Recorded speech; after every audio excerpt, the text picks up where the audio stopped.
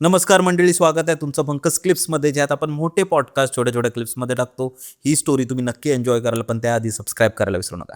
आणि शीतल, तू तुझ्या एका रिलेटिव्हची ही कोणती गोष्ट सांगणार होतीस की त्यांच्याबरोबर ही काहीतरी पोझेशन वगैरे झालं, आत्मानी झपाटलं वगैरे, तर ते काय होतं? ओके. सो ही जी स्टोरी आहे ना, ती माझ्या नीसची आहे. ती खूप लहान होती तेव्हा. आय थिंक 3-4 वर्षाची असेल आणि ही स्टोरी परत पुण्याचीच आहे. पुणेमध्ये खडकी म्हणून एक जागा आहे, तिकडची स्टोरी आहे ही.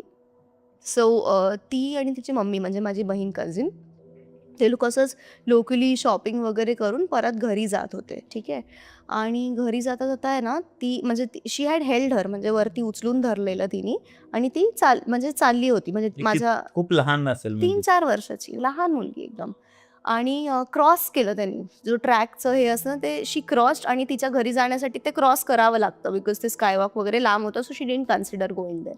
सो ती गेली आणि त्याच रात्री माझ्या नीजला खूप ताप भरला अंगामध्ये अचानक आणि ती खूप किरकिर करायला लागली, रडायला लागली, आरडाओरडा करायला लागली. तर माझ्या बहिणीला वाटलं कदाचित काय लहान मुलांचं पोट वगैरे काय दुखत असेल किंवा काही मेडिकल रिझन असू शकतं. So she took her to the hospital. Medicine वगैरे काही दिलं. तात्पुरतं ती शांत झाली. घराच्या बाहेर नेल्यावरती ती शांत व्हायची. ठीक आहे. घरात जशी यायची ना, परत तिची रडारड चालू, सगळं म्हणजे असं विचित्र. आणि तिला एक वेगळं हे लागलेलं, की ती अंगावर एक कपडा नाही ठेवायची. सगळं तिचं शर्ट, पॅन्ट सगळं सगळं काढून तिला असंच ती बोलायची, की "नाही मला हात नका लावू, मला हात नका लावू." एवढी लहान मुलगी 3-4 वर्षाची तिच्या पप्पाला बोलते, "ए, मला हात नको लावू." स्पष्ट पण ह्याच्यामध्ये ती अशी बोलत होती तिला. माझ्या बहिणीला प्रश्न पडला, की हे असं काय, म्हणजे का ही असं वागते? सो काय माहिती काय कळतच नाही, कळतच नाही. आणि ती कशी करायची, की ती मला बोलायची, की "मला तुम्ही दुकानामध्ये घेऊन चला. मला एक पिंक कलरचा फ्रॉक पाहिजे आणि एक बार्बी पाहिजे, एक बाहुली. विशिष्ट प्रकारचा पिंक कलरचा फ्रॉक आणि बाहुली." त्यांनी पुण्याचे सगळे दुकानं आलते-पालते घातले होते ते ते शोधण्यासाठी. बिकॉज ती म्हणजे जेवढं ते भेटायचं नाही ना, तेवढी ती चवताळायची अजून. म्हणजे त्यांना मारणं, हाणणं, चावणं तिच्या आई-वडिलांना स्वतःला. शी बिकेम लाइक अनकंट्रोलेबल बिहेवियर होतं तिचं. आणि 4 वर्षाच्या मुलीच्या अंगात इतकी ताकद येत नाही, की आपल्या पप्पांचा हात सोडून पळावं किंवा त्यांना मारावं किंवा अग्रेसिव्ह व्हावं एवढं. सो त्यांना कळेच ना, की हिला काय पाहिजे नक्की, कुठला पिंक कलरचा फ्रॉक आणि ही असं का बोलतेय सतत, सतत.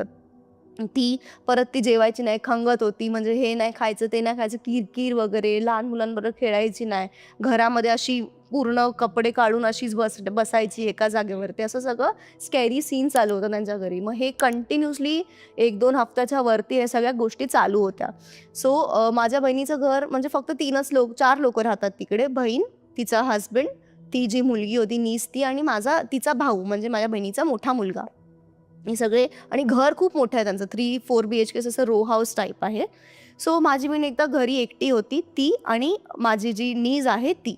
तर ती माझी नीज अशी नेहमी तिच्या जो तिचा स्टॅन्स होता, सॅड अग्रेसिव्ह स्टॅन्स, त्याच्यामध्ये ती होती. दुपारची वेळ 2:30 वगैरे वाजले असतील आणि ती नॉर्मली तिचे जे पण कपडे वगैरे आपण मशीनला लावतो ती ती करत होती माझी बहीण.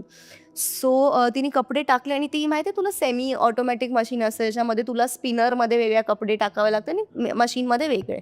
सो ती तेच करत होती. ती कपडे काढून स्पिनरमध्ये टाकत होती आणि ते स्पिनरचं ते झाकण असतं ना, तिने ते मशीनवरती ठेवलेलं. नॉर्मल आफ्टरनून काहीच नाही त्याच्यामध्ये.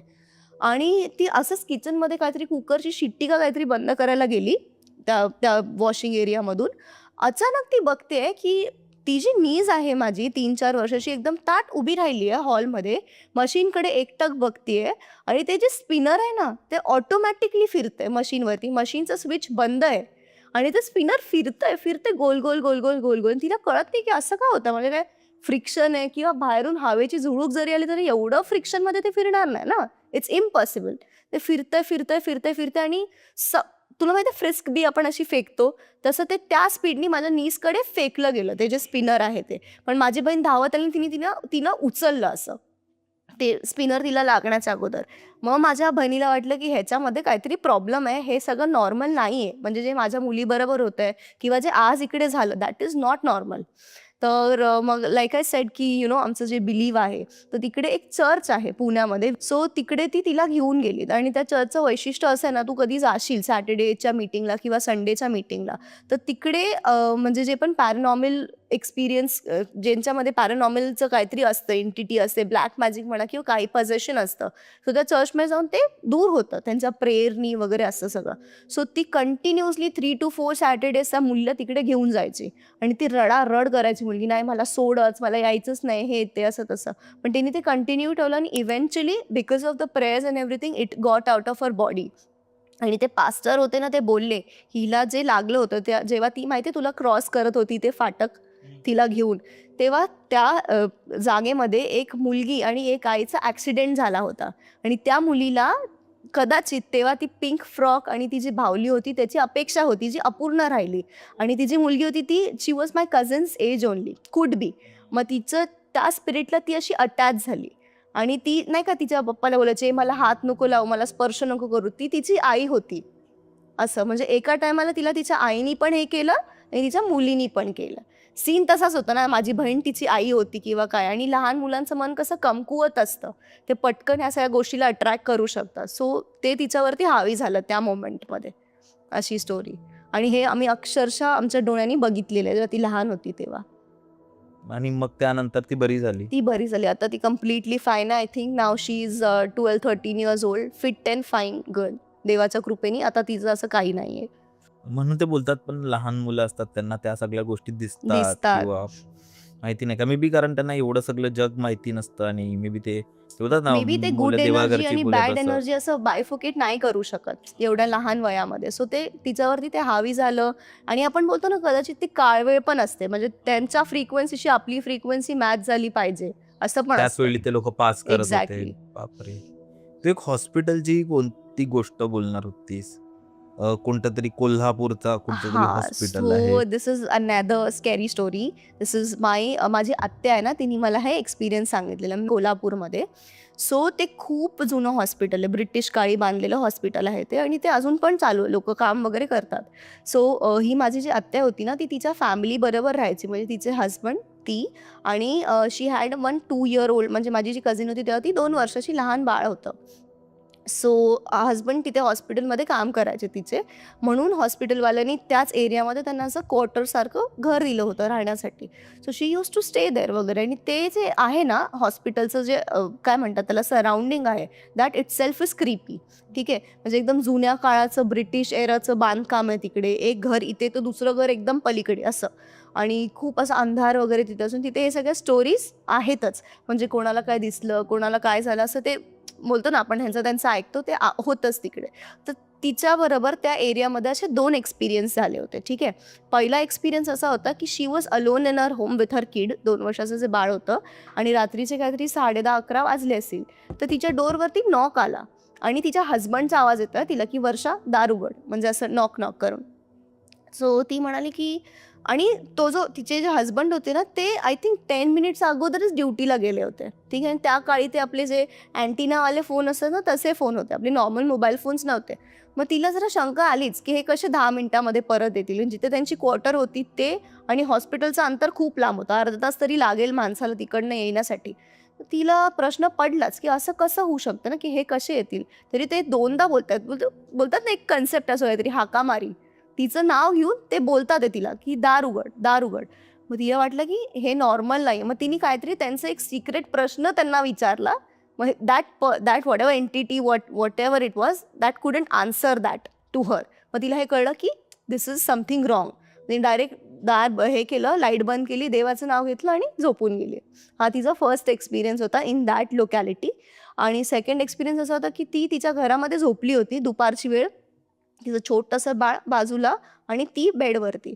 अचानक तिला असं वाटलं ना की तिची जी चेस्ट आहे ना, त्याच्यावरती कोणीतरी प्रेशराईज करतंय, म्हणजे असं खूप 90 किलोचा माणूस तुझ्या अंगावरती बसेल, तुला कसं वाटेल तसं तिला होत होतं. म्हणजे कोणीतरी तिला गळा आवळतंय, घसा आवळतंय असं तिला वाटत होतं. छातीवर बसलं अचानक, म्हणजे असं काय पूर्व नोटीस नाही किंवा काय नाही, नॉर्मल.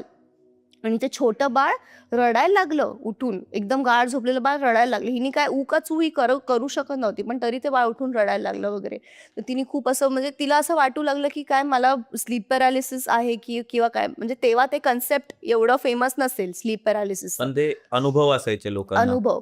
मग तिला असं बोलतात ना दडपण येतं की छातीवरती कोणीतरी बसलंय, मला एकदम जोरात प्रेशर करत आहे, मला उठताच येत नाही त्या जागेवरून. मग ती बोलते की नाही नाही देवा मला म्हणजे देवाचं स्मरण करायला लागली, नामस्मरण करायला लागली. आणि ते बायबल वगैरे ती नेहमी बाळाच्या बाजूला आमच्यामध्ये असतं, की लहान बाळ जेव्हा झोपतं ना तर ते बायबल ठेवावं लागतं बाळाच्या बाजूला. तर ते बायबलला she was try to reach out to that thing, की मी त्याचा होल्ड घेईल तर कदाचित दिस विल लीव्ह. म्हणजे एका पॉईंटला तुला कळतं की हे पॅरानॉर्मल होतंय आपल्याबरोबर, हे नॉर्मल नाही आहे.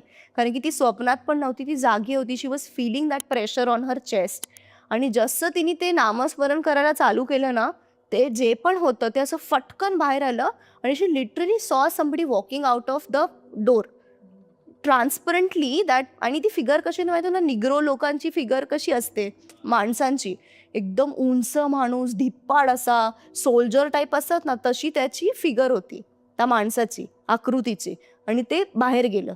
म्हणजे ते जे हॉस्पिटलमधून तिथे मिलिटंट्स, जे मिलिटरीवाले लोक असतात ना, त्यांना ॲडमिट करायचे खूप पूर्वीच्या काळी, ज्यांना गोळी लागायची किंवा फायटिंग व्हायची तसं. मग तो तिचा एक्सपिरियन्स होता त्या लोकॅलिटीमध्ये.